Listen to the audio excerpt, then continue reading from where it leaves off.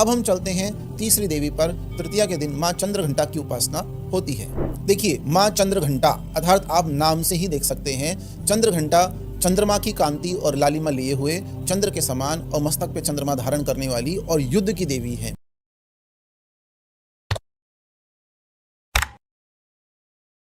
जब भगवती दुर्गा को युद्ध में, देवासुर संग्राम में आवश्यकता पड़ती है तो वह माँ भगवती चंद्रघंटा का आह्वान करती हैं और उनके घंटा नाद से ही युद्ध का प्रारंभ होता है। माँ भगवती चंद्रघंटा चंद्रमा से संबंधित देवी हैं। अगर जन्म पत्रिका में विषयोग बन रहा है, शनि की दृष्टि है, चंद्रमा पीड़ित है या कृष्ण पक्ष का चंद्रमा है, तो फिर आप माँ चंद्रघंटा की उपासना तीसरे दिन करें। नवरात्रि के, चैत्र नवरात्रि के तीसरे दिन माँ भगवती चंद्रघंटा की उपासना करने से जन्म पत्रिका का तीसरा घर, जो पराक्रम भाव आपके सहोदर अर्थात भाइयों का घर होता है, उसकी कृपा आपको मिलती है। तो अगर आप चंद्रघंटा की उपासना बताए हुए मंत्र से करते हैं, ह्रीम ऐं शक्तये नमः, ये इनका मंत्र है।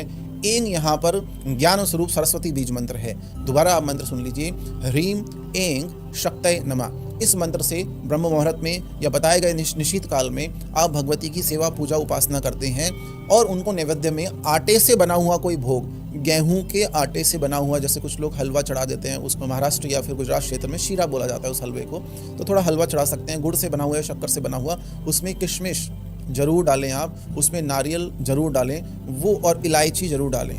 माँ चंद्रघंटा को इलायची, नारियल और किशमिश से बना हुआ आटे का भोग लगाने से और रीम ऐं शक्तये नमः का जप करने से आपके चंद्रमा के संपूर्ण दोष खत्म हो जाएंगे और आपकी जन्म पत्रिका में चंद्रमा प्रबल हो जाएगा, बलवान हो जाएगा। बोला गया है चंद्रमा मनस हो जाता है। अगर चंद्रमा बलवान हो गया तो कभी आपको कोल्ड कफ की समस्या नहीं होती, लंग इन्फेक्शंस नहीं होते, शरीर में पानी का संतुलन, जल का संतुलन बना रहता है और हार्ट डिजीजेस से भी आप बचे रहते हैं। तो तीसरे दिन चंद्रघंटा की उपासना से आप अपना कल्याण कर सकते हैं।